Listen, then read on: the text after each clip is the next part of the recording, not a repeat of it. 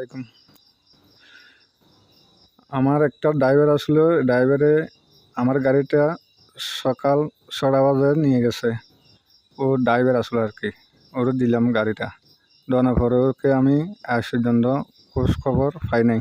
অনেক টোয়ানি টোয়াইছি আমি, এই যে টানা টানা বুসুর টানা তিড়ি করছিলাম, ওইখানেও মানে চাইছি পাই নাই।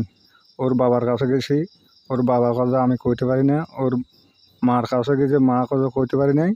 এরপরে যে ওর শ্বশুর কাছে গেছিলাম, এই যে বাঁশখালী, ওর কাছে গেছি। ও মানে জানা না, কেউ জানে না এইসব খবর। আমার ছেলেটার নাম হচ্ছে হাসান, বাড়ি হচ্ছে পটিয়া শান্তিরহাট। এটা আজকে এই যে 7 তারিখের ঘটনা। এই যে 9 মাস থেকে 9 মাসের ঘটনা আর কি। এই যে সরকার পতন হইবার একদিন আগে এই যে আমার গাড়িটা নিয়ে গেছে সকাল ভোরে 6টা বাজে।